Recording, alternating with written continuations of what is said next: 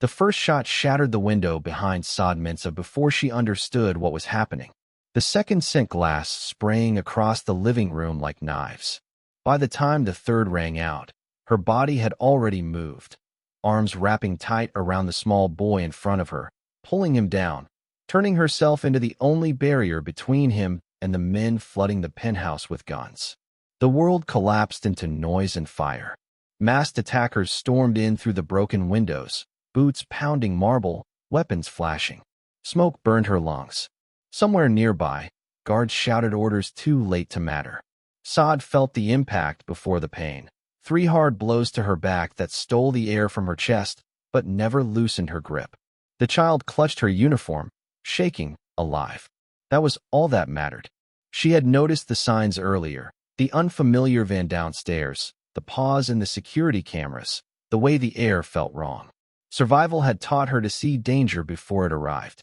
It was the same instinct that had carried her across oceans, into a house where she was invisible, caring for a child who wasn't hers. When Han Seojin burst into the ruined room, he saw blood, silence, and his son breathing beneath a woman who wasn't moving. And in that moment, the rules of his world changed forever. The penthouse sat 43 floors above the city, wrapped in glass and silence. From the outside, it looked like wealth. From the inside, it felt like a museum, beautiful, cold, and untouchable. Saad Minsa had learned to move through it like air, present but never noticed, necessary but never seen. She had been working there for 8 months. 8 months of waking before dawn, preparing breakfast no one thanked her for, folding clothes that cost more than her yearly salary, and watching a small boy grow quieter with each passing week. The apartment belonged to Han Seojin, a man whose name appeared in business journals, but whose real work happened in rooms Saad was never allowed to enter. She knew what he was. Everyone who worked in that house knew. You didn't ask questions. You didn't make eye contact during certain phone calls. You learned which doors stayed locked and which visitors arrived after midnight. Saad had left Lagos 3 years earlier with a suitcase and a work visa she'd saved 2 years to afford. She'd left behind her younger sister, her mother's grave, and a teaching certificate that meant nothing in a country where jobs disappeared faster than promises. Seoul had not been the dream she'd imagined. The agency that placed her had smiled through lies about wages and days off. The first family she worked for had treated her like furniture that occasionally needed instructions. The second had been worse. When she'd found the position with the Han family, the pay was better, but the warning signs were immediate. Security cameras in every hallway. Guards who carried guns under tailored suits. A child who flinched at loud noises. But Min Jun needed her. That much was clear from the first day. He was 8 years old with his father's sharp features and his late mother's sad eyes. He barely spoke, even to Saad. He ate meals alone in his room, while his father worked behind closed doors. He did his homework in silence, read books about space and dinosaurs, and never asked for anything. The other staff, the cook, the housekeeper, the rotation of stone-faced security guards, moved through their duties with efficient detachment. They learned not to care too much. Attachment was a liability in a house like this. Saad couldn't help it. She saw herself in Min Jun's isolation, in the way he existed on the margins of his own home. She started staying 15 minutes longer during bedtime, reading to him even after he'd closed his eyes. She learned he liked his toast cut diagonally, and that he hummed when he concentrated on drawings. She discovered he was teaching himself English from YouTube videos because his father wanted him to be bilingual but never had time to practice with him. Small things. Invisible things. The kind of care that didn't show up in her job description but filled the gaps that money couldn't touch. Han Seojin barely acknowledged her existence. He was a blur of expensive suits and terse phone calls, a presence that filled rooms without ever really being in them. He left before Min Jun woke and returned after he slept. On the rare occasions their paths crossed, he'd nod once, a gesture that contained no warmth, no curiosity, nothing that suggested he saw her as anything more than a function. She'd heard him speak to his associates, his voice clipped and commanding, the kind of authority that didn't need to be raised to be felt. But to his son, he said almost nothing. And to Saad, even less. She understood her place. She was hired help in a house built on secrets and danger, a foreign woman with no connections and no protections. If she complained or caused problems, she'd be replaced within a day and likely deported within a week. So she kept her head down, sent money home to her sister every month, and told herself it was temporary. Just until she saved enough. Just until she figured out what came next. But Min-jun made it harder to think about leaving. He'd started waiting for her by the door each morning, his backpack already on, a small smile breaking through when she arrived. He'd started talking more, telling her about books he'd read, asking her about Lagos, wondering aloud if the stars looked the same in Nigeria as they did in Korea. These conversations happened in the spaces between his father's absences, in the quiet morning hours before school and the long evenings after. She became the only constant in a life that felt increasingly fractured. The house itself carried a tension that never fully lifted. There were days when extra guards appeared without explanation. Nights when men in dark cars arrived and left quickly. Conversations that stopped the moment Saad entered a room. She'd learned to recognize the signs. The way the head of security would check his weapon more frequently, the sudden cancellations of Min-jun's after-school activities, the way Han Seo-jin's jaw tightened during certain phone calls. She never asked what it meant. She didn't need to. Danger had a language of its own, and she'd learned to read it during her years navigating unstable situations, first in Lagos and now here. 3 weeks before everything changed, she'd noticed the black van. It had been parked across the street for 2 days, too ordinary to belong in this neighborhood of luxury vehicles and private drivers. The third day, it was gone. She'd mentioned it to one of the guards, but he dismissed her with a look that said her observations didn't matter. A week later, she'd felt eyes on her during the walk back from Min-jun's school. Nothing concrete, just the prickling awareness that she was being watched. She'd taken a different route home and said nothing. Then came the morning when Min-jun asked her if his father loved him. They'd been making breakfast together. She'd started letting him help crack eggs and measure rice. And the question had landed between them like something dropped from a great height. She'd frozen, spatula in hand, searching for an answer that wouldn't be a lie but wouldn't hurt him either. "Your father works very hard to take care of you," she'd said finally, the diplomatic nothing answer of someone who'd learned to navigate around truth. Min-jun had nodded, but his expression had remained unchanged, and Saad had felt the weight of all the love this child wasn't receiving, all the presents that money couldn't replace. That same afternoon, the security cameras in the east hallway had gone offline for 40 minutes. She'd only noticed because she'd been carrying laundry past the console where the feeds played on silent screens. The head guard had been on the phone, his voice urgent in a way she rarely heard. By evening, everything appeared normal again, but the air had changed. The guards moved differently. Han Seo-jin came home earlier than usual, spoke briefly with his security team, then disappeared into his office without acknowledging his son. The next day had been quiet. Too quiet. The kind of stillness that felt like held breath. Saad had kept Min-jun inside, even though the weather was perfect for the playground. She couldn't have explained why. Instinct, maybe. The same survival mechanism that had helped her navigate dangerous neighborhoods in Lagos, that had taught her when to walk faster and when to disappear. She'd made Min-jun's favorite meal, jajangmyeon with extra onions, the way he liked it, and let him watch an extra hour of television. He'd fallen asleep on the couch beside her while she folded laundry, his head resting against her shoulder, trusting and small, and utterly unaware of how fragile his safety really was. She had carried him to bed and stood in his doorway longer than usual that night, watching him sleep in his spaceship pajamas, surrounded by books and toys that filled the room, but not the loneliness. Han Seo-jin's door had been closed, light visible beneath it, the sound of his voice a low murmur through walls built to keep secrets contained. Saad had returned to her small room off the kitchen and tried to sleep, but something had kept her awake, a restlessness she couldn't name, an awareness that sat in her chest like a stone. When morning came, she'd followed her routine without thinking. Prepared breakfast, laid out Min-jun's school clothes, made coffee that Han Seo-jin would drink without tasting. The van was back. She'd seen it from the kitchen window while washing dishes, parked in a different spot, but unmistakable. She'd opened her mouth to mention it to the guard stationed near the service entrance, then closed it again. What would she say? What proof did she have? She was just the nanny. Her intuition meant nothing here.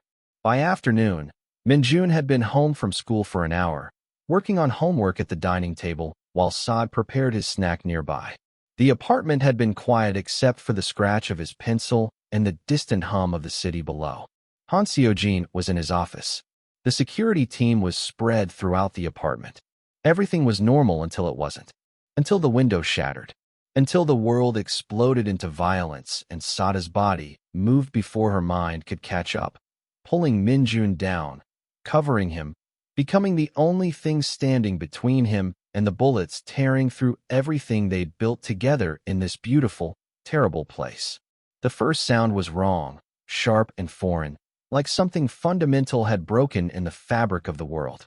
Sada's head snapped up from the kitchen counter where she'd been slicing apples, her hands stilling mid-motion. The window behind the dining table had spider-webbed into 1,000 fractured pieces, still holding its shape, but no longer whole. For one suspended heartbeat, everything was silent. Then the glass gave way. It fell in sheets and shards, cascading across the marble floor with a sound like rain made of knives. Minjun looked up from his homework, confusion crossing his face before fear could catch up. Saad was already moving. Her body knew before her mind did. The same instinct that had kept her alive through power outages in dangerous neighborhoods and late-night walks past men who looked at women like prey. She crossed the space between them in 3 strides, her hands reaching for Minjun as the second window exploded. This time she saw the muzzle flash, a brief burst of light from somewhere across the street. The bullet punched through glass and buried itself in the wall where Minjun's head had been seconds earlier. Saad grabbed him, pulled him down, felt his small body go rigid with shock. "Stay down," she whispered, but her voice was lost in the eruption of sound that followed. They came through the windows like a flood, masked figures in black, rappelling down from the roof or swinging in from adjacent buildings. Saad couldn't process the how, only the fact of their presence. Boots hit marble. Glass crunched under tactical gear. There were shouts in Korean she couldn't understand, and the sudden explosive percussion of gunfire that made her ears ring. She pressed Minjun's face against her chest, covering his head with both arms, making herself as large as possible, as solid, as immovable. The security alarm was screaming now, a high-pitched wail that competed with the chaos. Somewhere in the apartment, Han Seojin's guards were responding. She could hear return fire, the heavy footfalls of men running, commands barked over the noise. But they were too far away. The attackers had breached the living area first, the open space where Minjun had been sitting exposed and undefended. They'd known exactly where to strike. Smoke grenades hit the floor, rolling across polished marble, spewing thick gray clouds that burned Sada's eyes and throat. She couldn't see 3 feet in front of her. The world had become sensory fragments, sound and smell, and the terrible awareness of Minjun trembling beneath her, his fingers clutching fistfuls of her uniform with desperate strength. She tried to pull him further under the dining table, to get them away from the open space, but there was nowhere safe. The apartment had become a war zone. A figure emerged from the smoke, weapon raised. Saad saw the gun before she saw the man holding it, black metal, purposeful, sweeping across the room in a practiced arc. She pressed herself flatter against Minjun, felt his heart hammering against her ribs. The masked man moved past them, toward the hallway where Han Seojin's office was located. Another followed, then another. They weren't random. They had a target. The gunfire intensified from deeper in the apartment. Han Seojin's guards had engaged the intruders, and the sound was deafening, controlled bursts and wild sprays, the crack of bullets finding walls and furniture and glass. Something heavy crashed in another room. A man screamed. The smoke made everything dreamlike and surreal. Figures appearing and disappearing like ghosts. Violence happening in fragments she couldn't piece together into coherent narrative. She felt Minjun trying to look up, to see what was happening, and she forced his head back down. "Don't look," she whispered against his hair, her lips moving in prayer or plea or both. Don't look, Don't look. Her own eyes were streaming from the smoke, her lungs burning. But she kept them open, kept watching the shapes moving through the gray haze, kept calculating distance and threat and the terrible mathematics of survival. More guards poured into the living area from the service corridors. The firefight erupted around them, so close Saad could feel the displacement of air from passing bullets. She pulled Minjun tighter, felt something warm spreading across her back, didn't process what it meant. One of the masked attackers went down hard, his weapon skittering across the floor. Another stumbled back, clutching his shoulder. But more kept coming, an endless stream of violence that seemed impossible to stop. Then she saw him, Han Seojin, emerging from the smoke with a gun in his hand and murder in his eyes. He moved like the predator he was, efficient and lethal, putting down attackers with shots so precise they seemed choreographed. His guards rallied around him, forming a defensive perimeter, pushing the intruders back toward the shattered windows. But the damage was done. The apartment was destroyed, and Saad could feel her strength beginning to fade. The pain arrived all at once, like her body had been saving it, rationing it out until she could afford to acknowledge it. 3 points of fire across her back, spreading outward in waves that made her vision blur. She'd been hit. When? She couldn't say. In the chaos, the impacts had felt like punches, like someone shoving her hard from behind.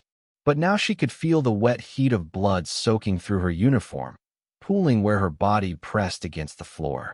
Minjun was still breathing beneath her. She could feel the rise and fall of his chest, rapid and panicked, but alive. That was all that mattered. She'd kept him safe. Whatever happened next, she'd done that much. Her grip on him was weakening, though, her arms growing heavy, her fingers losing their strength. The sounds around her were becoming distant, muffled, like she was sinking underwater. Voices shouted orders she couldn't understand.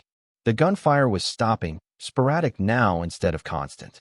Someone was saying something about casualties, about securing the perimeter, about the child. The smoke was clearing, revealing the devastation. Bodies on the floor, some moving, some not. Blood on marble that had been pristine an hour ago. Furniture overturned, walls pocked with bullet holes, the enormous windows now just frames holding onto nothing. And in the center of it all, Sadmensa, covering Han Seojin's son with a body that had stopped responding to her commands. She heard footsteps approaching, fast and heavy. Felt hands trying to pull her away from Minjun. She wanted to resist, to tell them no, to keep protecting him, but her body wouldn't cooperate anymore. Someone was prying her arms loose, and she couldn't fight them. Minjun was crying now. She could hear him, calling for her in a voice that broke something in her chest worse than any bullet could. Then Han Seojin was there, kneeling beside them, his weapon still in hand, his face carved from stone. He pulled his son free, checked him for injuries with hands that moved with surprising gentleness, then looked at Saad. Really looked at her, maybe for the first time since she'd started working in his house. His eyes tracked the blood spreading beneath her, the 3 wounds in her back that she'd taken without flinching, without letting go. "Call the ambulance," he said, his voice cutting through the chaos with absolute authority. Now, Saad tried to speak, to tell him Minjun was okay, that she'd kept him safe, but the words wouldn't come. The floor was cold against her cheek. The ceiling was very far away, and the last thing she saw before the darkness took her was Han Seojin's face, transformed by an expression she couldn't name. Shock, perhaps, or recognition, or something that looked almost like respect. The bullets found her in sequence, each one a distinct moment of impact that her mind registered separately even as time collapsed into chaos. The first struck high, just below her left shoulder blade, and the force of it drove the air from her lungs in a gasp she barely heard over the cacophony of gunfire.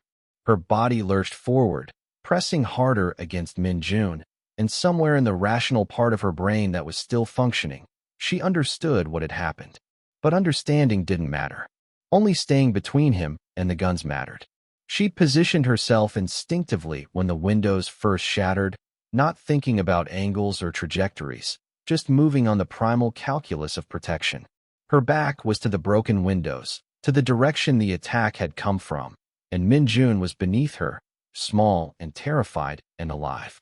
When the masked men started firing into the smoke-filled room, spraying bullets with the kind of reckless abandon that suggested they cared more about chaos than precision, her body became his shield. There was no decision involved. It simply was. The second bullet hit lower, catching her right side just above her hip. This one burned, a searing heat that spread through her torso like liquid fire.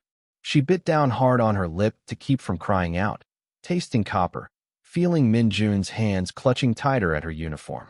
He was saying something, his voice muffled against her chest, but she couldn't make out the words. "Shoo," she managed, barely a whisper. "Stay still. Don't move." Her arms locked around him, every muscle in her body devoted to keeping him covered, keeping him small and hidden and safe. The smoke was everywhere now, thick and acrid, making it impossible to see more than shapes and shadows. She could hear the attackers moving through the apartment, their boots heavy on the marble, their weapons firing in controlled bursts. The guards were fighting back, but the battle was happening in multiple rooms, the sounds overlapping and echoing until it was impossible to tell who was where. All Saad knew was that bullets were still flying, that the air itself seemed full of metal and violence, and that Min Jun was pressed against her heart, breathing fast but breathing. She'd been afraid before, plenty of times. Walking home late in Lagos through neighborhoods where women disappeared, crossing borders with paperwork that might not hold up under scrutiny, working in houses where one wrong word could mean deportation. But this was different. This wasn't fear for herself. This was the terrible clarity that came from knowing a child's life depended entirely on her body's ability to absorb damage meant for him. She'd become a wall of flesh and bone, and every instinct she had was screaming at her to stay solid, stay strong, stay whole. The third bullet was the one that broke something fundamental inside her. It struck dead center in her back, punching through muscle and scraping bone, and the pain was so intense it whited out her vision for a moment. Her arms went weak. Her grip on Min Jun loosened involuntarily, and she had to fight, really fight, to keep holding him, to keep her body from collapsing completely. Her breath came in shallow gasps now. There was a wetness spreading across her back that she knew was blood, too much blood, soaking through her uniform and pooling beneath them on the floor. Min Jun was crying. She could feel the wetness of his tears against her collarbone, feel the way his whole body shook with sobs he was trying to muffle.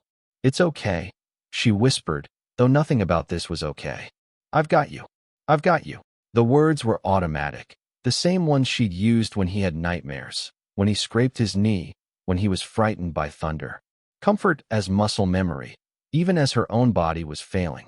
Time had become elastic, stretching and compressing in ways that made no sense. The attack might have lasted 30 seconds or 30 minutes. She couldn't tell. All she knew was that she was getting colder, that the floor beneath her cheek felt very far away even though she was lying on it, that maintaining her position over Min Jun was taking every fragment of what she had left. Her vision was narrowing, the edges going dark, but she could still feel him beneath her, still feel his heart beating against hers. The gunfire was slowing. She registered this distantly, the way you might notice a change in weather from inside a building. There were fewer shots now, more shouting, the sounds of combat giving way to the sounds of securing a scene. Someone was barking orders in Korean. She heard the word for casualties, the word for secure, the word for child. Her body wanted to let go, to sink into the darkness that was pulling at her, but she couldn't. Not yet. Not until she knew Min Jun was safe with someone else, that the danger had passed, that her job was done. Hands touched her shoulders and she flinched, tried to hold on tighter to Min Jun, even though her arms barely responded anymore. "No," she managed, the word thick and slurred. "Not safe. Not yet." Someone was speaking to her in Korean, then switching to English, telling her it was over, telling her to let go. But she couldn't trust that. She'd seen too much, lived through too many situations where safety was an illusion that shattered without warning. Then she heard Min Jun's voice, clearer now, calling for his father. And Han Seo-jin was there, kneeling beside them, and the way he moved, careful, controlled, alert for continued threats, told her more than words could that he was taking over the protection now. She felt him gently prying her arms away from his son, felt Min-jun being lifted from beneath her, and only then did she allow herself to stop fighting. The relief was overwhelming. She'd done it. 3 bullets, and Min-jun hadn't taken a single one. Her back was on fire, and her body was shutting down, and she couldn't feel her legs anymore. But none of that mattered because the child was alive. She'd heard people talk about maternal instinct before, about the things mothers would do for their children, and she'd never fully understood it until this moment. Min-jun wasn't hers by blood or law, but he'd become hers in every way that counted, and she'd taken those bullets the way any mother would, without hesitation, without regret. She could hear him crying harder now, hear him asking if she was okay in a voice that broke apart on the words. She wanted to tell him yes, wanted to smile and sit up and prove she was fine, but her body wouldn't obey anymore. Someone was pressing something against her wounds, pressure that should have hurt, but mostly just felt like weight. There were voices discussing her condition in medical terminology she didn't understand, talking about blood loss and punctured lung and internal bleeding with the kind of clinical detachment that probably meant things were bad. Han Seojin's face appeared above her, and for the first time since she'd met him, his expression was completely unguarded. She saw shock there, and something that might have been guilt, and a kind of raw recognition that suggested he was finally seeing her as a person rather than furniture. "You saved him," he said, and his voice carried a weight that made it sound like accusation and gratitude and question all at once. Saad tried to nod, tried to speak, but darkness was flooding in from all sides now, patient and inexorable.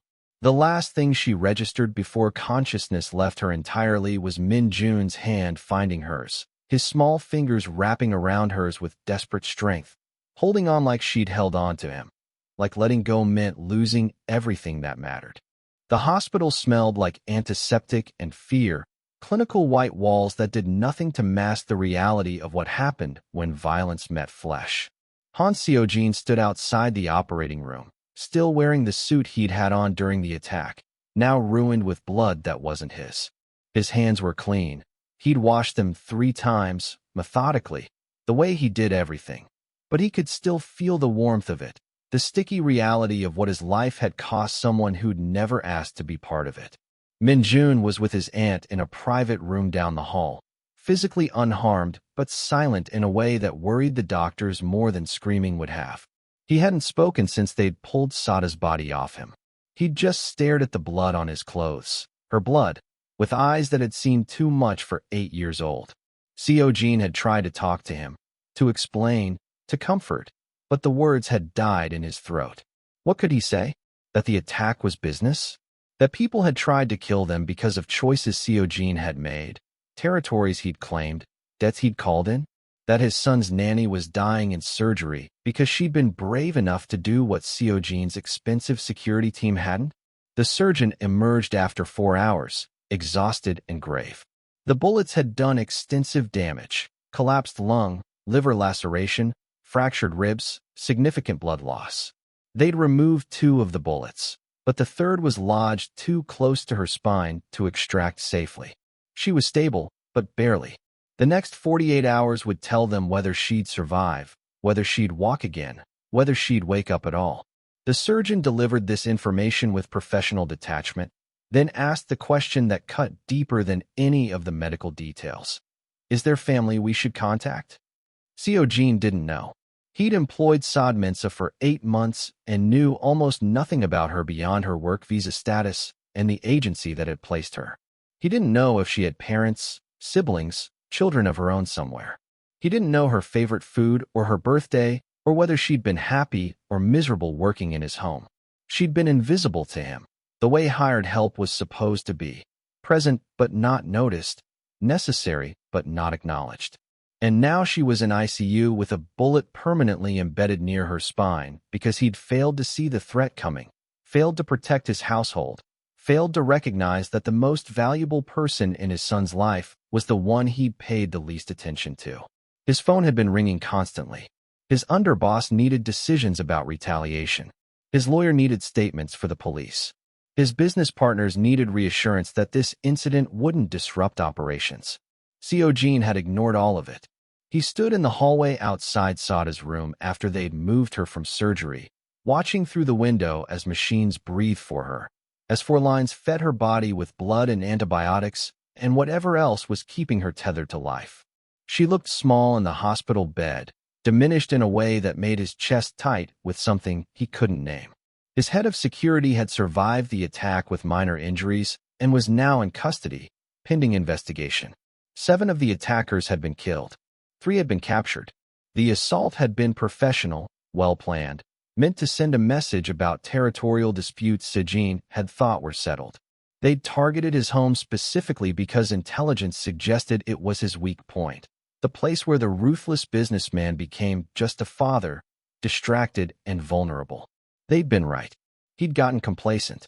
And Saad Mensa had paid the price for his complacency with 3 bullets meant for his son. There was a word for what had happened, an old concept that most of his generation dismissed as outdated superstition. Yunhai, a debt of grace, profound and unrepayable through ordinary means. In the traditional code, when someone saved your child's life at the cost of their own well-being, you became bound to them by obligation deeper than blood. It wasn't about money or gratitude. It was about recognizing that your lineage continued because of their sacrifice, that every breath your child took was a gift they'd paid for with their flesh. Seojin's grandfather had taught him about Yunhai when he was young, before the old man died, and the family business transformed from legitimate commerce to something darker. The old ways had seemed irrelevant then, romantic notions from a Korea that no longer existed. But standing in this hospital hallway, watching a woman who had no reason to care about his son fight for her life, Seojin understood what his grandfather had meant. Some debts couldn't be settled with cash or favors. Some obligations required you to fundamentally reorganize your priorities, to treat someone else's well-being as indistinguishable from your own family's. His lawyer arrived with paperwork, liability waivers, medical authorizations, documents that would protect Seojin's assets in case Saad or her family decided to sue. He looked at the papers, then at the lawyer, then back at the woman in the hospital bed. "Burn these," he said quietly.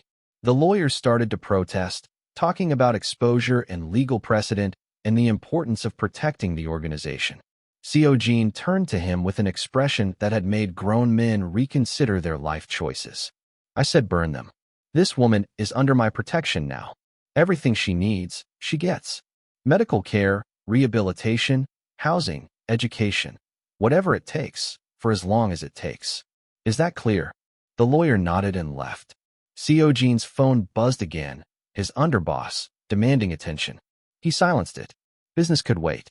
Retaliation could wait. Everything could wait until he'd figured out how to discharge a debt that by definition couldn't be discharged, how to repay someone who'd given everything without expecting anything in return. Minjun appeared at the end of the hallway, his aunt trailing behind with apologetic explanations that he'd insisted on coming, that he wouldn't stay in the room, that he needed to see if Saad was okay. The boy walked slowly, like he was approaching something sacred and terrible, until he stood beside his father at the window. They looked at her together, the woman who'd been invisible in their home and was now the center of everything. "Is she going to die?" Minjun asked, his voice barely above a whisper. Seojin wanted to promise she wouldn't, wanted to give his son the certainty that children deserved. But he'd built his life on understanding reality, and reality was that Saad Mensa was critically injured, that the odds weren't good, that 3 bullets had done damage no amount of money could simply erase. "I don't know," he said instead, the honesty costing him. "But I promise you this. Everything that can be done for her will be done. The best doctors, the best care. Whatever she needs." "She saved me," Minjun said, and the words carried a weight that made them sound like accusation. "She could have run away. She could have hid. But she covered me. She wouldn't let go even when they were shooting." Seojin knew. He'd seen it when he'd burst into that room, seen his son alive beneath a woman who'd turned herself into a human shield, who'd taken bullets without flinching, whose last conscious act had been refusing to release the child until she was certain he was safe. It was the kind of courage that had nothing to do with training or obligation and everything to do with the kind of person someone was at their core. "I know," he said to his son, "and I won't forget that. Neither will you." It wasn't enough. Words never were, but it was a start. A vow made in a hospital hallway, witnessed by machines and monitors, and a woman who couldn't hear him. Han Seojin had built an empire on calculated risks and strategic relationships, on knowing when to be ruthless and when to show mercy. But this was different. This was personal in a way business never was. He'd failed to protect the people in his care. He'd been blind to the danger until it was too late. And now he owed a debt that would reshape everything. Not because he had to, but because walking away from this would mean becoming someone he didn't want his son to see him as. Someone who used people and discarded them. Someone who didn't understand what sacrifice meant. The machines beeped steadily, marking Sada's heartbeat, counting down the hours until they'd know if she'd survive. Seojin stayed at that window long after his son was taken back to his room, long after the nurses changed shifts, long after his phone stopped ringing, because his people had learned he wasn't going to answer. He stayed because leaving felt like abandonment, and he'd already failed this woman enough. When dawn broke over Seoul, painting the hospital windows gold, Han Seojin made a decision that would have seemed impossible 24 hours earlier. Whatever it took, whatever it cost, Saad Minsa would be taken care of. Not as an employee, not as a liability, but as family. Because that's what Yunhai meant. That's what his son's life was worth. And that's what honor demanded, even in a world where honor was supposed to be obsolete. The call came on the third day, when Saad had finally stabilized enough that the doctors stopped using words like critical and started using words like guarded. Seojin's underboss arrived at the hospital with news that couldn't wait. The rival faction was claiming the attack had exposed weakness, that Han Seojin couldn't even protect his own household. Territory disputes that had been simmering were now boiling over. Alliances were shifting. The organization needed a show of strength, a demonstration that the Han family was still formidable, still unified, still untouchable. Seojin listened to the report in a private conference room, his eyes still shadowed from 3 nights of minimal sleep. His underboss laid out options: retaliation strikes, public displays of force, strategic eliminations that would remind everyone why crossing the Han family was a fatal mistake. All of it made sense from a business perspective. All of it was what Seojin would have ordered without hesitation a week ago. But something had changed. He kept seeing Sada's body covering his son, kept hearing the doctors describe the damage those bullets had done, kept watching Minjun refuse to eat or speak or engage with anyone except to ask if Saad was awake yet. The old playbook, the one built on intimidation and violence and maintaining reputation at any cost, suddenly felt hollow. His son had almost died. A woman who'd barely been paid enough to send money home to her family had taken 3 bullets for a child who wasn't hers. And his response was supposed to be more violence, more blood, more of the same cycle that had created this situation in the first place. "No," he said, cutting off his underboss mid-sentence. "We're not doing this the old way." The man stared at him. "Sir, the attack happened because they see me as someone who treats people like assets, like things that can be replaced." Seojin stood, walked to the window overlooking the hospital courtyard where patients in wheelchairs took sun and families gathered during visiting hours. Ordinary people living ordinary lives, untouched by the violence that defined his world. They thought my household was weak because I've never shown any loyalty beyond what money buys. They were right. With respect, that's how this business works. You can't. I can do whatever I decide to do. The words came out harder than intended, carrying the full weight of authority that had built an empire. And what I've decided is that Saad Minsa saved my son's life. She took bullets meant for him. She didn't run, didn't hesitate, didn't think about herself. That level of loyalty deserves recognition. His underboss nodded slowly, clearly uncertain where this was going. "We can give her money, a house, set her up somewhere safe. Whatever you think is appropriate." It's not enough. Seojin had been thinking about this since dawn, turning it over in his mind from every angle, testing it for flaws, and finding none that mattered more than the principle. In the old code, When someone saves your heir's life, they become family. Not symbolically. Actually, the room went very quiet. His underboss's expression shifted from confused to shocked to something approaching alarm. Sir, you can't be suggesting. I'm going to marry her. The words landed like a bomb in the small conference room. His underboss actually took a step back, mouth opening and closing without sound. When he finally found his voice, it came out strangled. You can't be serious. She's the nanny. She's not even Korean. The family will never accept. The family will accept what I tell them to accept. Seojin's voice was calm, utterly certain. My wife is dead. My son needs a mother.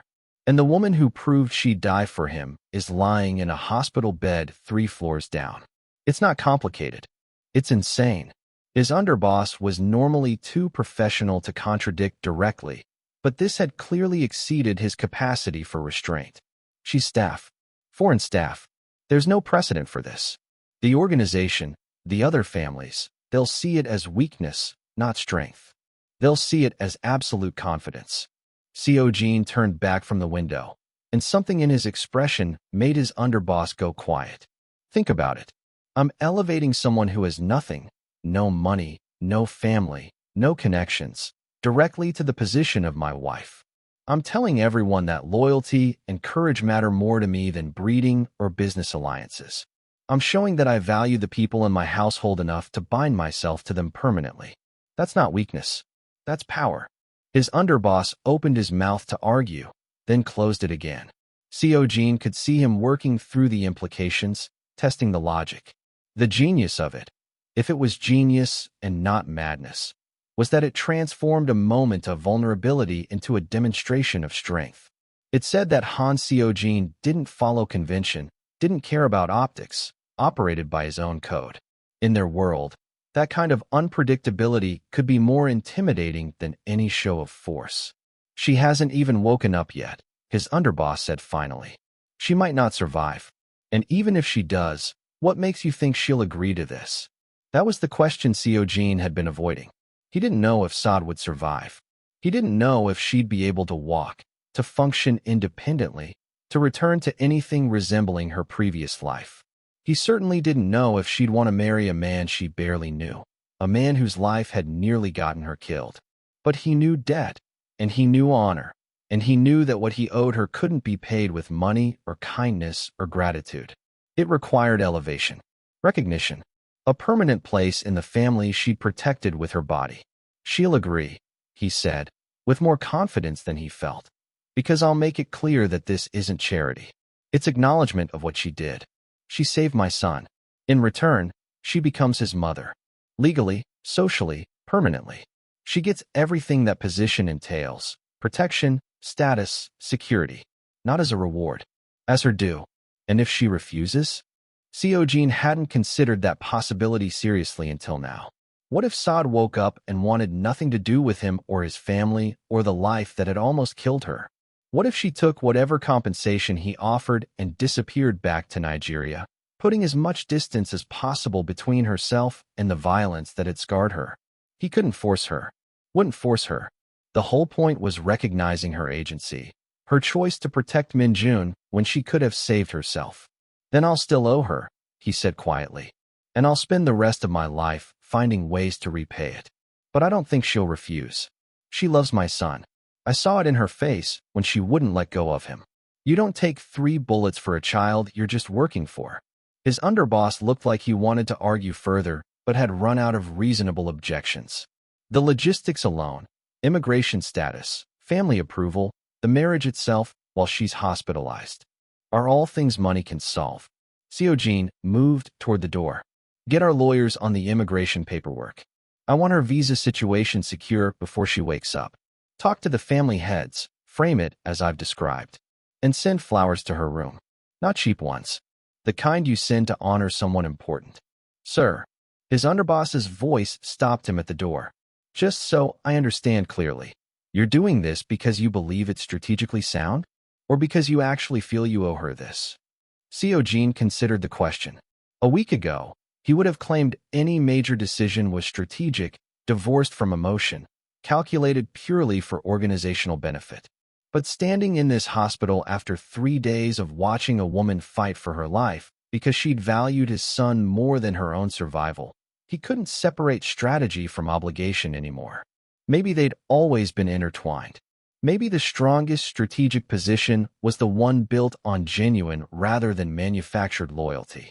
Both, he said finally. It's the right tactical move. And it's what honor demands. Those things aren't mutually exclusive. He left the conference room and took the elevator up to the ICU, where Min-jun was being allowed short supervised visits now that Sada's condition had improved. His son sat beside her bed, holding her hand the way she'd held his during the attack, talking to her even though she couldn't hear him. He was telling her about a book he'd finished, about how the main character reminded him of her, brave and quiet and stronger than anyone realized. Seo-jin stood in the doorway and watched his son treat an unconscious woman with more genuine affection than he'd shown his father in months. And he understood, with the kind of clarity that only came from nearly losing everything, that this wasn't about strategy at all. It was about recognizing love when you saw it, even if it existed in a place you'd never thought to look. Min-jun had found a mother in a hired stranger, and Saad had found a son in a lonely child. The marriage would just be making official what had already happened in the space between bullets and blood. When Min-jun finally left for lunch, Seo-jin took the chair his son had vacated, still warm from the boy's small body. He looked at Sada's face, peaceful in unconsciousness, her skin several shades darker than anyone in his family, her features unfamiliar in their foreignness. His family would hate this. The organization would question it. Society would gossip. None of that mattered as much as the fact that this woman had proven herself when everyone else, including him, had failed. "When you wake up," he said quietly, speaking to her still form, "I'm going to ask you something impossible. And I need you to understand it's not pity, and it's not gratitude. It's recognition. You saved my son. Now let me save you." The machines beeped their steady rhythm. Sada's chest rose and fell with mechanical assistance. And Han Seo-jin sat beside her, keeping vigil, waiting for the moment when he could offer her a choice that would change both their lives forever. Consciousness returned in fragments, sound before sight, pain before understanding. Saad became aware of beeping first, steady and insistent, then the whisper of machines breathing for her, then a dull ache that radiated from her back through her entire body like she'd been broken and badly reassembled. She tried to open her eyes, but her lids were heavy, resistant. Tried to move her fingers and felt them twitch weakly against something soft. Tried to remember where she was and why everything hurt. The memories came back wrong, out of sequence. Min-jun at the dining table. Glass exploding. Smoke and gunfire. The weight of a small body pressed against her chest. Then nothing, a blank space where consciousness should have been. She forced her eyes open and immediately regretted it. Fluorescent lights burned her retinas, too bright, too clinical. Hospital, her mind supplied. She was in a hospital, which meant she'd survived whatever had happened in that apartment. She's awake.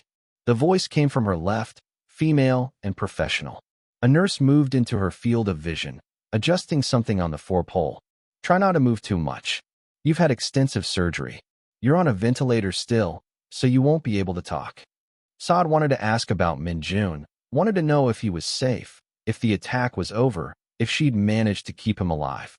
But the tube in her throat made speech impossible, made even breathing feel like something her body had forgotten how to do on its own. She tried to gesture, to communicate somehow, but her arms wouldn't cooperate. Panic started to rise in her chest. She was trapped in her own body, paralyzed and helpless. "You're okay," the nurse said, reading her distress. "The paralysis is temporary from the medication. We had to keep you sedated and still while your body healed. You've been unconscious for 5 days. 5 days. The number didn't make sense. She'd closed her eyes in that apartment and opened them here, but apparently time had passed, days she couldn't account for, blank spaces in her memory. "The boy you protected is fine," the nurse continued, and relief flooded through Saad so powerfully it made her eyes water. "Not a scratch on him. You made sure of that." The door opened and Han Seo-jin entered, still wearing expensive clothes, but looking diminished somehow. exhausted in a way that went beyond lack of sleep. He saw she was awake and stopped mid-stride, something unreadable crossing his face. The nurse excused herself, leaving them alone in the quiet room with only the machines for company. Seojin pulled a chair close to her bed and sat, his movements careful, like he was approaching something fragile. "You saved my son," he said without preamble. His voice was different than she remembered, quieter, less commanding, carrying a weight that felt like acknowledgement rather than authority. 3 bullets. The doctor said any one of them could have been fatal. You took all 3 without letting go of him. Saad wanted to tell him it hadn't been a choice, hadn't been heroism, had just been the only possible response her body could make. But she couldn't speak, could only look at him and hope he understood. He seemed to take something from her expression because he nodded slowly. Min-jun hasn't been the same since. He won't leave the hospital, barely eats, asks about you constantly. Seojin's jaw tightened. He understands what you did for him. So do I. Which is why I need to tell you some things before the doctors take you off sedation completely. The way he said it made Sada's heart rate spike. The monitor beside her bed started beeping faster, and Seojin held up a hand. You're safe. Min-jun is safe. The immediate danger is over. But there are complications you need to understand. He leaned forward, elbows on his knees, his gaze direct and unflinching. The attack was targeted. Rival organization, trying to send a message by hitting my family. They failed, but the threat hasn't disappeared. They know now that you're important to my son, which makes you a target. Sada's eyes widened. She'd never thought beyond the immediate moment, beyond keeping Min-jun alive through the attack. She hadn't considered that surviving might mean becoming permanently marked by the violence that defined Seojin's world. The nurse had said she was safe, but safety was apparently relative. She was alive, but she'd become entangled in something she didn't understand, caught in the crossfire of conflicts she'd never chosen. The doctors say you'll recover, Seojin continued, his voice careful. But one of the bullets is still inside you, too close to your spine to remove. You'll need extensive rehabilitation. Months, possibly longer. And even then, there are no guarantees about your mobility. He paused, letting her absorb this.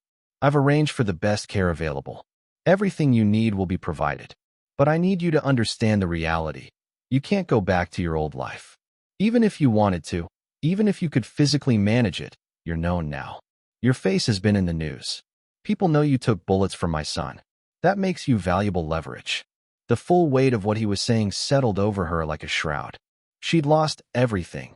Her anonymity, her independence, possibly her ability to walk. She'd survived the attack only to discover she was still trapped, still caught in a situation she couldn't escape. Her visa status, her job, her future plans, all of it had evaporated in the seconds it took for those bullets to find her back. She felt tears sliding down her face before she realized she was crying, silent and helpless and furious at the unfairness of it all. I know this isn't what you wanted, Seojin said quietly. You didn't ask for any of this. You were just trying to do your job, take care of a child who needed you. And now you're here, your body broken, your life upended, because of choices I made that put you in danger. He reached out, hesitated, then gently touched her hand where it lay motionless on the bed. I can't undo what happened, but I can try to make it right, or as close to right as possible. Saad didn't understand what he meant. How could any of this be made right? She was in a hospital bed with a bullet lodged near her spine, unable to move or speak, her future reduced to months of painful rehabilitation with no guarantee of recovery. She'd saved a child's life and lost her own in the process, not dead, but fundamentally altered, transformed into someone she didn't recognize. There's something else you need to know, Seojin said, and the shift in his tone made her focus despite the tears. The attack has created political complications within the organization. They see what happened as weakness, proof that I can't protect my household. There's pressure for me to respond with force, to demonstrate strength. But I've decided to do something different. Something that will protect you and honor what you did at the same time. He stood, walked to the window, his back to her as he spoke. In the old Korean tradition, when someone saves your heir's life through their own sacrifice, they become bound to your family. not as servants, as equals. It's called yunhai, a debt that transcends ordinary obligation. He turned back to face her, and something in his expression made Sada's heart rate spike again. I'm going to ask you to marry me. The world seemed to stop. The machines kept beeping. The ventilator kept breathing for her, but everything else went silent and still. Sad stared at him, certain she'd misunderstood, that the medication was making her hallucinate, that this couldn't possibly be real. Han Seojin, the cold and distant man who'd barely acknowledged her existence for 8 months, was standing in her hospital room, telling her he wanted to marry her. Not because I'm in love with you, he continued, his voice matter of fact. I barely know you, and you barely know me. But my son needs a mother. You've proven you die for him. And marrying you accomplishes multiple things. It gives you legal protection, elevates your status so you're no longer vulnerable, sends a message to my enemies that loyalty is rewarded in my household, and gives Minjun the one thing he needs most right now, which is you. Saad tried to shake her head, tried to communicate that this was insane, impossible, not what she wanted. But her body still wouldn't cooperate, and Seojin seemed to take her silence as permission to continue. I know how this sounds. Crazy. Impulsive. Maybe it is.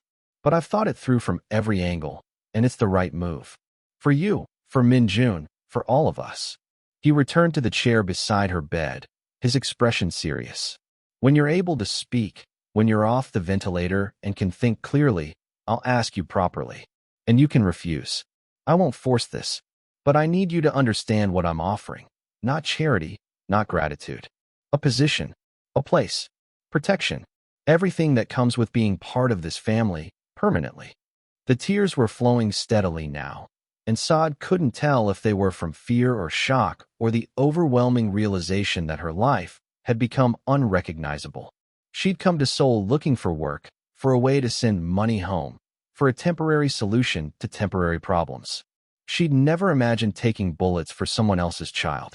She'd never imagined waking up to discover that survival meant becoming permanently entangled in a world of violence and obligation and impossible choices. Rest now, Seojin said, standing. The doctors say they'll start weaning you off sedation tomorrow. By the end of the week, you should be able to speak. We can talk more then. But I wanted you to know what's coming, what I'm planning. You deserve that much honesty. He moved toward the door, then paused and looked back at her. Minjun will want to see you as soon as the doctors allow it. He's been waiting. He needs to know you're okay. His voice softened almost imperceptibly. Thank you for saving him. Whatever you decide about the rest, thank you for that. Then he was gone, and Saad was alone with machines and monitors and the impossible weight of everything he'd just told her. She closed her eyes, exhausted and overwhelmed, and wondered if surviving had been a blessing or a curse. The bullet near her spine would never leave. And apparently, neither would she. The ventilator came out on day 7, and with it came the ability to speak, though Sada's voice emerged as a rasp, barely recognizable even to herself.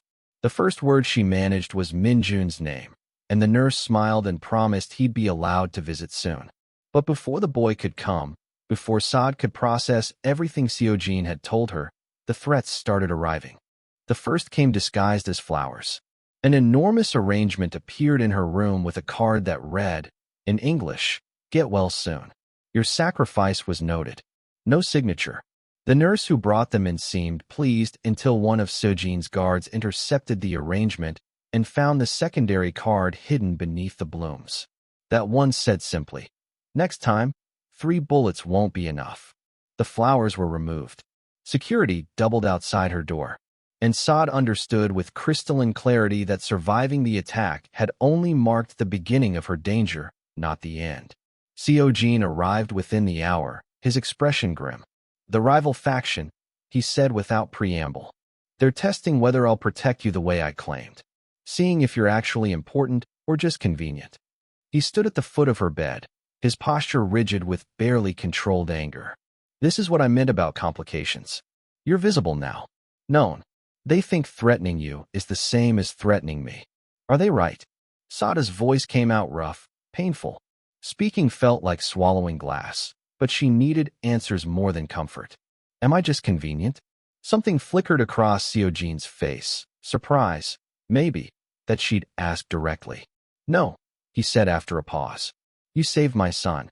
That makes you family, whether you accept my proposal or not.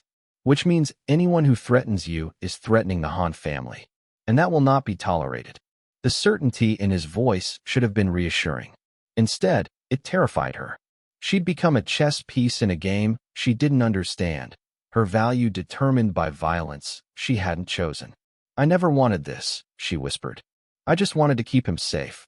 I know. Seojeon moved closer, his voice dropping. But what doesn't matter anymore? You're in this now, whether we like it or not. The question is whether you'll let me protect you properly or whether you'll try to handle this alone. Before she could respond, his phone buzzed. He glanced at it, and his jaw tightened. There's been an incident at the house. Someone tried to access Min Jun's school records. They want to know his routine, his vulnerabilities. He looked at Saad with an expression that mixed apology and determination. This is what it means to be connected to my family. Constant vigilance. Constant threat. I need to know if you can live with that. The honest answer was that she didn't know. A week ago, she'd been invisible, safe in her anonymity. Now people were sending death threats to her hospital room and attempting to track an 8-year-old's movements. The world had become hostile in ways she'd never imagined. But then she thought of Min Jun, his small hand in hers, his quiet voice reading aloud, the way he'd clung to her during the attack. If she left, if she refused Seojeon's protection and tried to return to some semblance of her old life, what happened to the boy? Who would he trust? Who would make him feel safe? Where is Min Jun now? She asked instead of answering. Secure location with my sister. He doesn't know about the threats. I'd like to keep it that way. Seojeon's phone buzzed again, more insistent. I have to handle this. But think about what I asked. Not just the marriage, the whole package. Can you live in a world where threats are constant? Where love has to exist alongside security protocols? Where nothing is ever truly safe? He left before she could formulate a response, and Saad was alone with questions that had no good answers. The pain medication made her thoughts fuzzy, but one thing was clear. Her old life was gone. Even if she refused everything Seojeon offered, even if she somehow managed to leave Korea and return to Nigeria, she'd always be looking over her shoulder now. Always wondering if the next stranger was an assassin, if her sister back home might become leverage, if the act of saving one child had painted a target on everyone she loved. The second threat came that night. A nurse Saad had never seen before entered her room during the shift change, when security was momentarily distracted. The woman approached the bed with a syringe, and Saada's body reacted before her mind caught up, jerking away, or trying to, her limited mobility making the movement pathetic and ineffective. The nurse smiled, cold and professional, and said in accented English, Mr. Han should learn that some debts can't be paid. Some insults can't be forgiven. The guard burst in before the woman could inject whatever was in that syringe. There was a brief struggle, remarkably quiet, and then the nurse was on the floor with an arm twisted behind her back and actual fear in her eyes. More guards arrived. The woman was removed, and Seojeon appeared 20 minutes later, looking more dangerous than Saad had ever seen him. She was sent to kill you, he said flatly, standing in the doorway like he was afraid to come closer, afraid of what his proximity might cost her. Hired through intermediaries, promised enough money to disappear afterward. She would have succeeded if you hadn't reacted. His hands were clenched at his sides. This is the second attempt in 12 hours. There will be more. Sada's whole body was shaking, adrenaline flooding through her despite the pain medication. Why? The word came out broken. Why do they care so much? I'm nobody. I'm just. You're the woman who took 3 bullets for my son, Seojeon interrupted, his voice hard. You prove that loyalty exists in my household beyond what money can buy. That terrifies them. Because if I can inspire that kind of devotion, if people are willing to die for my family, then I'm more dangerous than they thought. So they're trying to eliminate you before you become a symbol. A symbol? Saad laughed, the sound bitter and edged with hysteria. I'm not a symbol. I'm a woman who can't even walk, who has a bullet lodged in her spine, who just wanted to care for a lonely child. I know what you wanted. Seojeon finally moved closer, his expression softening fractionally. But what you are now is different. The story is already spreading. The foreign nanny who shielded her employer's son with her own body. People are calling you brave, heroic. Some are even saying you're proof that the old codes of honor still mean something. He sat in the chair beside her bed, looking exhausted. I can't make this go away, but I can keep you alive. If you let me. The door opened again, and this time it was Min Jun who entered, escorted by a woman Saad assumed was Seojin's sister. The boy's face lit up when he saw Saad awake, and he rushed to her bedside with the kind of unguarded emotion that children his age usually hid. You're okay, he said, his voice thick with relief. Dad said you were getting better, but I needed to see. Saad reached for his hand, her limited mobility making the gesture clumsy. But Min Jun grabbed her fingers and held on like she might disappear if he let go.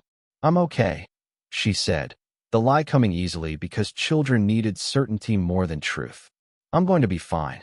They said you saved me, that you got hurt protecting me. Min Jun's eyes were wet. I don't remember everything, but I remember you wouldn't let go. Even when it was scary, even when they were shooting. Of course I wouldn't let go, Saad whispered, and meant it. This was why she couldn't leave, couldn't refuse Seojin's protection, couldn't walk away even though every instinct screamed that staying meant more danger. Because this child needed her. Because he'd already lost one mother and couldn't lose another. Because love didn't care about logic or safety or the smart choice. Seojin was watching them, his expression unreadable. His sister, elegant and sharp-eyed, was watching him. The moment stretched, heavy with implications. Saad was too tired to untangle. Finally, Min Jun's aunt gently suggested it was time to let Saad rest, and the boy reluctantly released her hand. I'll come back tomorrow, he promised. And the day after. Every day until you're better. After they left, Seojin remained in the chair, silent for a long moment. When he finally spoke, his voice was quiet. You see why I need your answer. It's not just about protecting you anymore. It's about protecting him. He's already attached. If something happens to you, if they succeed in killing you, it will break him. And I can't. He stopped, jaw working. I've failed him enough already. I won't fail him in this. Saad looked at the ceiling, at the fluorescent lights that never fully dimmed, at the monitors tracking her vital signs like proof she was still tethered to life. 2 assassination attempts in 12 hours. A bullet permanently lodged near her spine. A marriage proposal from a man she barely knew. And a child who needed her more than he needed safety. If I say yes, she said slowly, each word costing her. If I agree to this marriage, I need guarantees. Not for me. For my family back home. My sister. She needs to be protected too. If I'm a target, she might become one. Seojin nodded immediately. Already arranged. I had people reach out to her yesterday. She thinks it's emergency financial assistance because of your injuries.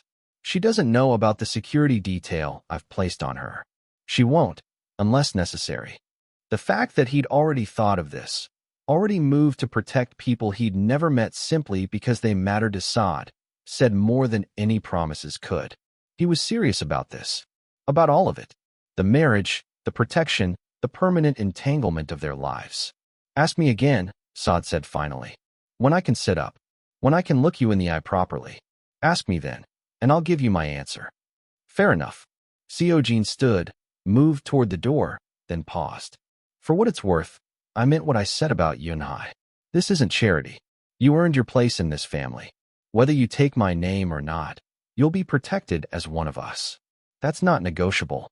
He left, and Saad was alone again with machines and the weight of impossible choices.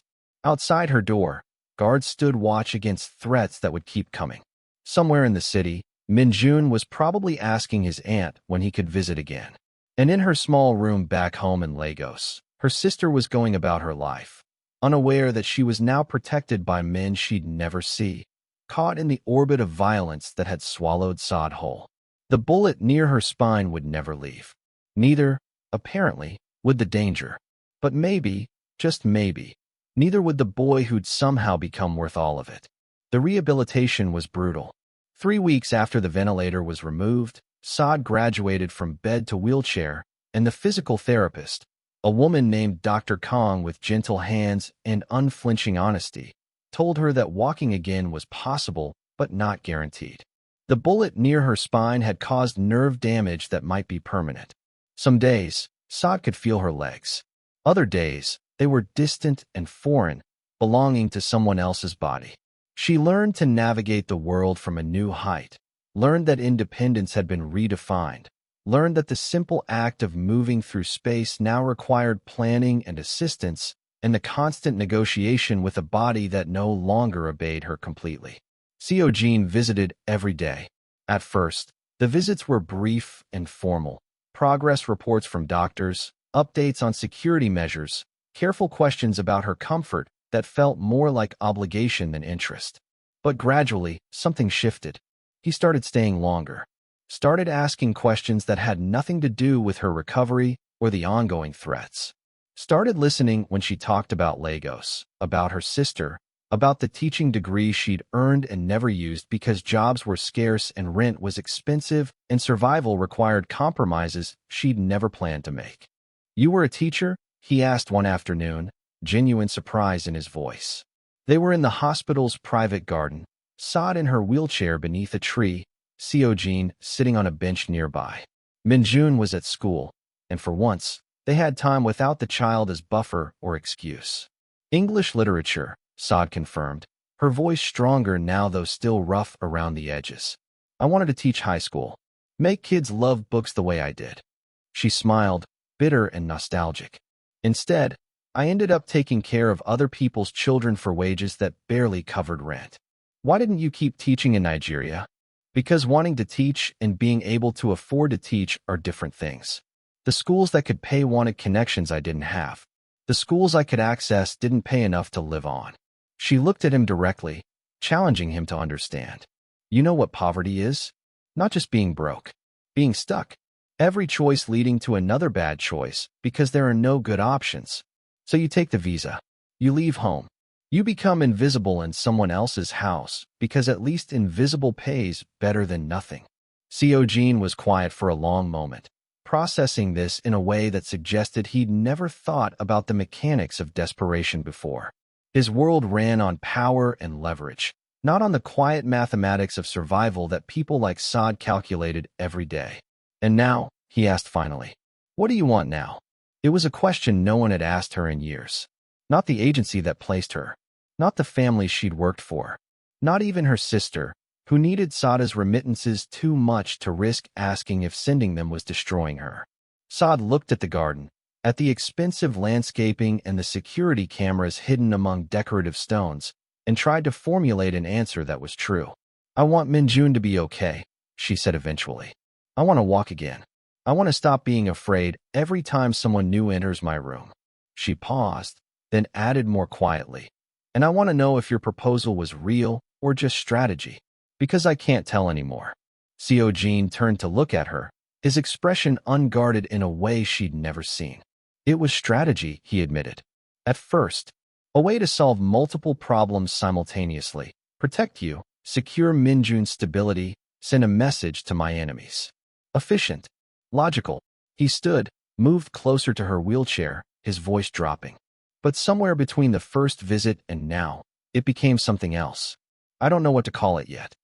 Saada's heart was beating too fast, and she told herself it was just adrenaline, just residual fear from the attacks, not the dangerous flutter of something that felt alarmingly like hope. "You barely know me," she said, testing him. "I barely know you. What you're describing isn't. I know you took 3 bullets for my son without hesitation," Jean interrupted. "I know you're teaching yourself Korean from hospital TV because you're tired of needing translators. I know you ask about Minjun's homework and his eating habits before you ask about your own prognosis. I know you're terrified, but you don't let him see it." He crouched beside her wheelchair, putting them at eye level. "Maybe that's not everything, but it's more than most marriages start with." The proximity was overwhelming. Saad could see the fatigue in his face, the lines that hadn't been there a month ago, the evidence that this situation was costing him too. He'd restructured his entire organization to protect her, had made enemies within his own ranks by elevating a foreign woman with no status, had sat vigil in her hospital room when he could have delegated that responsibility to staff. And now he was looking at her with an expression that made it impossible to dismiss this as purely transactional. I'm afraid, Saad said, the admission costing her. Not just of your enemies. Of this. Of you. Of what it means if I say yes. Good. Seojin's voice was rough. You should be afraid. This life, my life, it's dangerous and complicated and nothing like what you planned. But I promise you this. If you agree to marry me, I will never make you feel invisible again. You'll be seen, protected, valued, not as staff, as my wife, as Minjun's mother, as someone who matters. His hand moved toward hers, hesitated, then made contact, warm fingers wrapping around her cooler ones with a gentleness that contradicted everything she knew about him.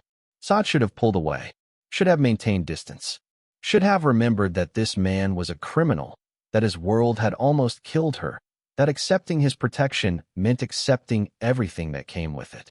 But she didn't pull away, because Minjun needed stability, because going back to Nigeria meant going back to poverty and invisibility, because somewhere in the past 3 weeks, she'd started seeing Seojin not as the cold employer who'd ignored her, but as the father trying desperately to protect his son, the man burdened by obligations he couldn't escape, the person who looked at her like she was remarkable instead of replaceable.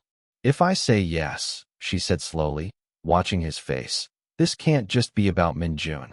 I can't be another employee with a different title. I need. She stopped, uncertain how to articulate what she needed without sounding foolish.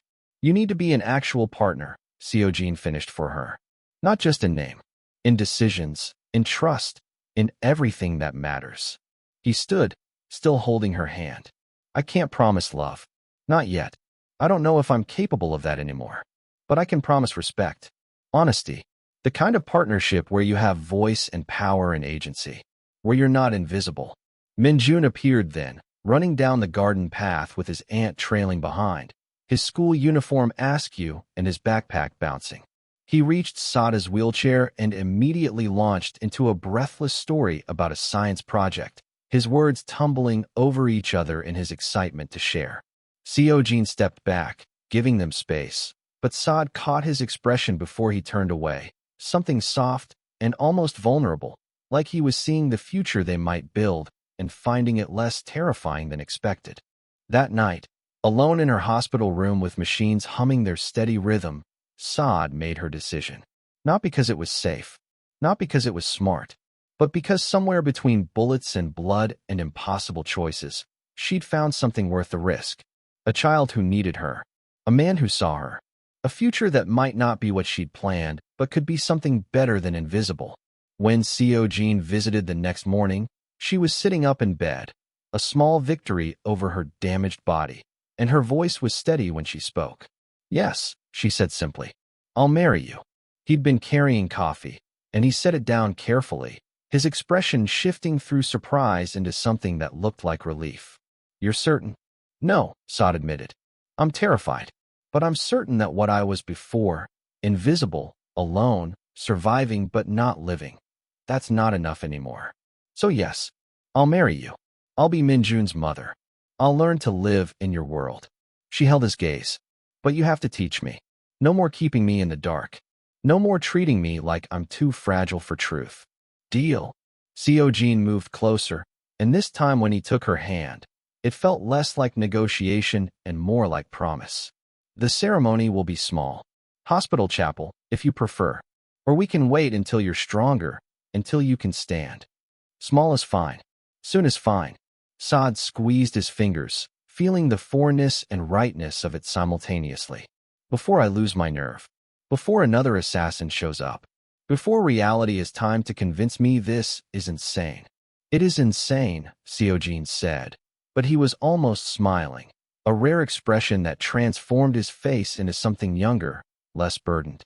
But maybe the best things are. Outside the window, Seoul sprawled in all its chaotic beauty, a city that had taken everything from Saad and was now offering her something impossible in return. Not safety, that was probably gone forever. Not the life she'd planned, that had died with 3 bullets. But something new. Something that existed in the space between fear and desire, between obligation and choice, between the woman she'd been and the person she might become. When Minjun arrived for his daily visit and found his father still there, still holding Sada's hand, the boy's face lit up with understanding that transcended explanation. "Does this mean you're staying?" he asked Sad, his voice small and hopeful. "Forever."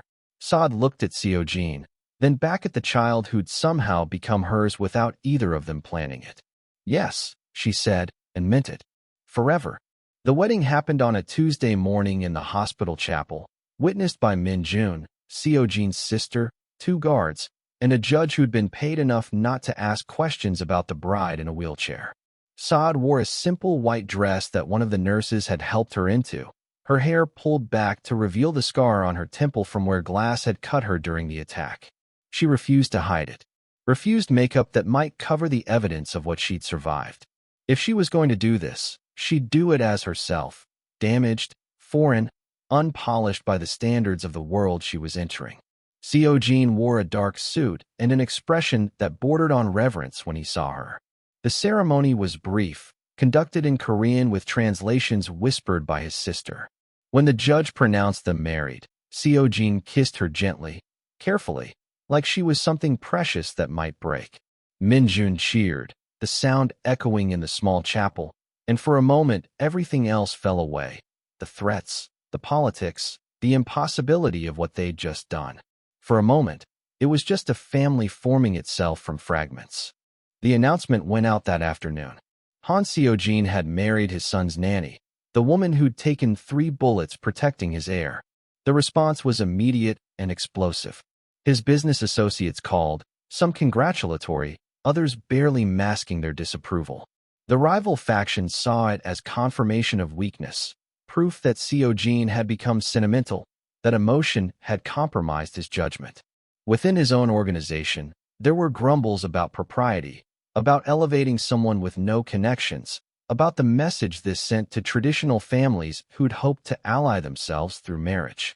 Seojin ignored all of it. He moved Saad from the hospital to his home as soon as doctors cleared her for discharge, but not to the same penthouse where the attack had happened. That apartment had been sold, too contaminated by violence to ever feel safe again. Instead, they relocated to a house in Hanamdong, smaller, more secure, with wider doorways for her wheelchair and a first-floor bedroom that eliminated the need for stairs. Minjun's room was adjacent to theirs, close enough that he could reach them if nightmares woke him, which they often did. The first week, Saad learned the routines of her new life. Physical therapy every morning with Dr. Kong, who came to the house now. Korean lessons in the afternoon with a tutor who pretended not to notice when Sada's back spasmed and she had to pause to breathe through the pain. Evenings with Minjun, helping with homework, reading together, rebuilding the easy intimacy they'd had before bullets had interrupted everything. And nights with Seojin, who slept in the same room but different bed, maintaining respectful distance while they learned to be partners before they became anything more. The threats continued, but differently now. A brick through the window with a note calling her a foreign whore. Graffiti on the outer wall suggesting she'd slept her way into the family. Anonymous messages to news outlets claiming she'd orchestrated the attack herself to manipulate her way into money. Seojin's response was swift and brutal. He had his people trace the sources, and those responsible disappeared from Seoul with a finality that Saad tried not to think about too carefully. She was learning that protection in this world came with a cost, and sometimes that cost was measured in violence she'd never witnessed but couldn't pretend wasn't happening on her behalf. The turning point came 3 weeks after the wedding. Seojin had a meeting with senior members of his organization, a quarterly review that involved territory discussions, profit reports, and strategic planning. Normally, these meetings happened in rooms Saad wasn't allowed near, but this time Seojin asked if she wanted to attend. Not as decoration, as his wife, as someone whose perspective might matter. She'd expected him to change his mind, to decide at the last moment that bringing her was too risky or too unconventional.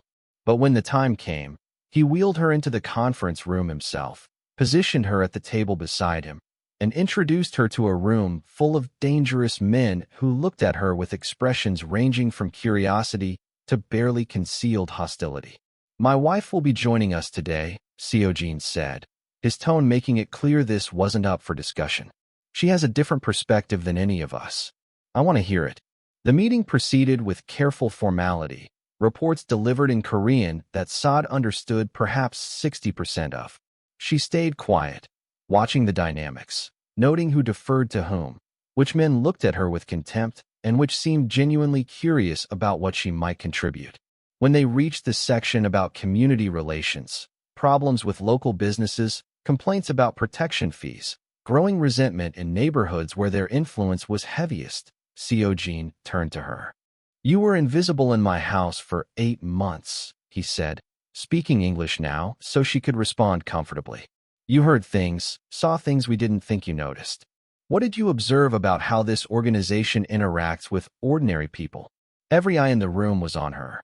Saad could feel the weight of their judgment, the skepticism that a foreign woman in a wheelchair could possibly have anything valuable to say about their operations. She could have deflected, claimed ignorance, maintained the safe position of not interfering. But Seo-jin had asked, and if she was going to be his partner, really be his partner, she needed to be honest even when honesty was uncomfortable. "You scare people," she said finally, her voice quiet but clear. "Not just your enemies. Ordinary people. The shopkeepers near our old building, the parents at Minjun's school, even some of your own staff. They're terrified of making mistakes, of accidentally offending someone, of being noticed by your organization in any way." She paused, measuring her next words carefully. "Fear works, but it also creates resentment. And resentment eventually creates the kind of environment where people are willing to help your enemies because they hate you more than they fear you." The silence that followed was profound. One of the older men, someone Seo-jin's sister had identified as a traditionalist who'd opposed the marriage, leaned forward with narrowed eyes. "And what would you suggest? That we become soft? That we prioritize being liked over being respected?" "I'd suggest there's a difference between respect and terror," Saad replied, meeting his gaze steadily. "In Lagos, I saw what happens when people have nothing left to lose. When fear is the only thing holding a community together, it only takes one person brave enough, or desperate enough, to break that fear, and everything collapses. You're building on an unstable foundation." Another man spoke up, younger, his tone more curious than hostile. "What would a stable foundation look like?" Saad thought of the neighborhoods she'd grown up in, the informal networks of protection and support that existed outside official structures. "Investment," she said. "Real investment in the communities you operate in. Schools, infrastructure, opportunities. Make people feel like your presence improves their lives instead of just extracting from them. That kind of loyalty is deeper than fear, and harder for your enemies to break." The room erupted in discussion, some dismissive, some intrigued, all of it heated and rapid in Korean that left Saad struggling to follow. But Seo-jin was listening with an intensity that suggested he was taking her seriously. When he finally called for quiet, his expression was thoughtful. "We'll table this discussion for deeper analysis," he said. "But I want proposals for community investment programs by next meeting. Nothing that compromises security or operations, but creative thinking about how we build loyalty beyond fear." He looked around the room, his gaze sharp. "My wife survived 3 bullets protecting my son. She's earned the right to be heard. Anyone who disagrees can leave now." No one moved. The meeting continued, but something had shifted. Saad could feel it in the way the men looked at her, the way they included her in their sight lines when speaking, the subtle recalibration of how they understood her position. She wasn't just Seo-jin's wife. She was someone with agency, with perspective, with power. After the meeting, one of the younger lieutenants approached her wheelchair. "That was brave," he said in accented English. "Most people wouldn't criticize the organization's methods in front of leadership." "Most people haven't taken 3 bullets," Saad replied. "I've already survived the worst thing that could happen. Everything else is just conversation." The man laughed, surprised and genuine. "I see why the boss married you. You're dangerous." Saad smiled, feeling something settle in her chest that might have been confidence or might have been the simple recognition that she belonged here. "I'm learning to be." That night, Seo-jin found her on the terrace, looking out at the Seoul skyline from the safety of their secured compound. He didn't say anything at first, just stood beside her wheelchair in companionable silence. Finally, he spoke. You were right. About fear and resentment. I've been building this organization the way my father did, and his father before him. But maybe that's the problem. He looked at her, and there was something vulnerable in his expression. You see things I don't. Because you were invisible, yes, but also because you come from a different world. You understand survival differently than I do. You want me to change how your organization operates? Saad asked, surprised. I want you to help me evolve it, Seojin corrected. I can't. I won't. Abandon what we've built. But maybe there's a way to be strong without being only feared. Maybe there's a way to protect what's ours while building something that lasts beyond threats and violence. He crouched beside her wheelchair, putting them at eye level. You became untouchable today, not because I protected you, because you demonstrated that you belong here, that you have value beyond being my wife or Minjun's mother. The men in that room, they'll tell others what happened, and the word will spread that Han Seojin's wife is not to be dismissed. Saad felt the weight of that, the responsibility of becoming a symbol again, but this time on her own terms. I'm still afraid, she admitted. Every time someone new enters the house, every unexpected sound, the fear doesn't go away. No, Seojin agreed. But you've learned to act despite it. That's not weakness. That's the definition of courage. He took her hand, the gesture familiar now, comfortable in a way it hadn't been even a week ago. Thank you for what you said today, for being honest when silence would have been safer. You asked for honesty, Saad said simply. I'm just keeping my end of the deal. Minjun called from inside, his voice bright with some discovery he wanted to share. Seojin stood, prepared to will Saad back inside, but she stopped him. I can do it, she said, gripping the wheels herself. Her arms had gotten stronger, her upper body compensating for legs that still refused to fully cooperate. She rolled herself toward the door, toward her son's voice, toward the life she was building from fragments and fear and the stubborn refusal to stay invisible. Behind her, Seojin watched with an expression that might have been pride or might have been something deeper. The recognition that the woman he'd married out of obligation was becoming someone he chose every day. And in a world built on violence and power, that kind of choice was the rarest form of strength.